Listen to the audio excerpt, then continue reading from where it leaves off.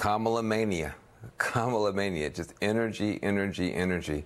A big percentage of those donors are first-time donors in this cycle. Hadn't given to Biden, hadn't given to anybody.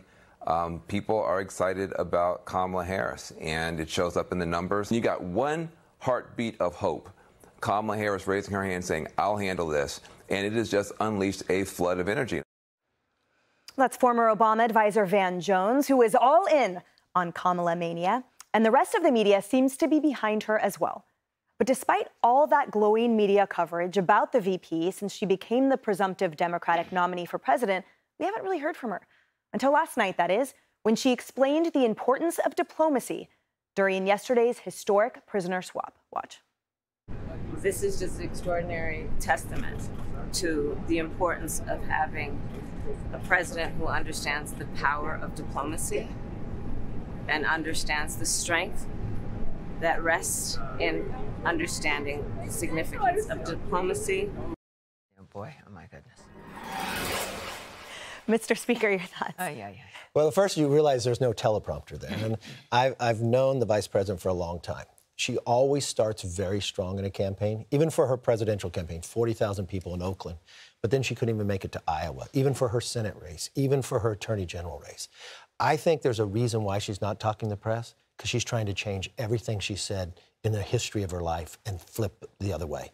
She's not elected just from California. She's from San Francisco. To me, this is going to be a lot like 1988. At this moment in time, Dukakis was up by 17 points. Then we found out how liberal he was with the Willie Horton ads. Then we watched a moment in time where he tried to show that he was strong, so he put on a helmet in a tank and he looked like he could not be president. Then we watched a question in a debate, would he still stay with death penalty even if his wife was raped? He said no. You watch what they just did with the 9/11 individuals. She just answered that question. When you start going back and you see this type of talk, but you go back, don't say Merry Christmas. She's been in charge of the border.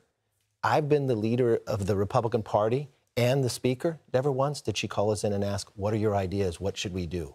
As a president, you're going to have to work with all sides. She doesn't even work with her Democrats. It's only the most liberal ones which she defend. Ilhan Omar, when she made the anti-Semitic comments, she defended her as a senator.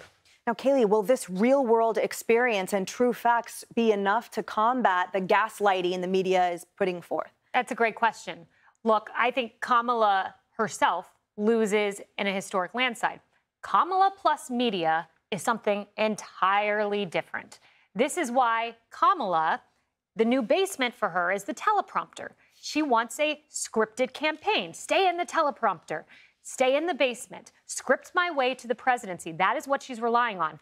And where is the press? It is in their interest to clamor for press conferences, for freewheeling interviews, for long-form interviews. They're not asking for it. They don't want it. They want this person scripting her way to the presidency. And we can bring this up as proof. I mentioned it's going to be Kamala the day Joe Biden left the race. Here we go, New York Magazine, Kamala. They're creating Kamala, guys. Get ready, buckle up, no hard questions. She's going to try to script her way to Pennsylvania Avenue. Now, Marie, I said the word gaslighting earlier, in part portending this, which is Joe Rogan, who's an undeniable, energetic force in media, talking about what the media is doing now. Take a watch. She's going to win. I feel like we are in this very bizarre time where people are giving in to the in a way that I never suspected people would before. And this is one, they just want no Trump, no matter what, and they're willing to gaslight themselves. Well, interestingly, I was watching another network this morning, and they were pressing Kamala surrogates for when she's going to do an interview. So I actually think that the press is really waking up to the fact that she will have to. She has to answer questions. I also think Donald Trump should debate her on a debate stage. He's waffling on that. He should get on that debate stage and debate her.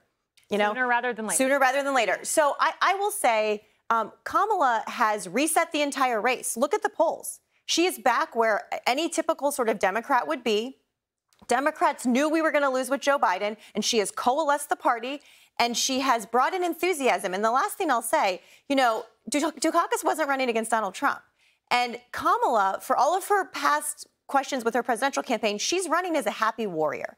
She's out there making the case for a positive view of America. You might disagree with it, but she's out there with enthusiasm. And Trump is out there with a lot of anger, divisiveness, bitterness. Those two comparisons, the American people are going to pick Hope every single time. I'd say more of a toy soldier, but I have to do a real-time fact check that it's not waffling on the debate. He's just waiting for the confirmation she is indeed the nominee. We will Tammy, see, what my say dear. you? We So will see. Marie describes the approach, the campaign approach of Kamala Harris.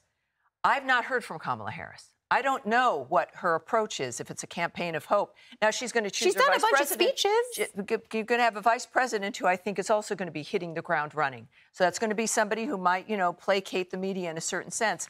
No, but this is a woman who is trying to shape herself as Trump, but not when it comes to policies. And it's the media. You're correct. Is that it's a short amount of time. She certainly couldn't have pulled this off in a normal campaign, and she might be able to if the American people allow it. Hey everyone, I'm Emily Campagno. Catch me and my co-hosts Harris Faulkner and Kaylee McEnany on Outnumbered every weekday at 12 p.m. Eastern, or set your DVR. Also, don't forget to subscribe to the Fox News YouTube page for daily highlights.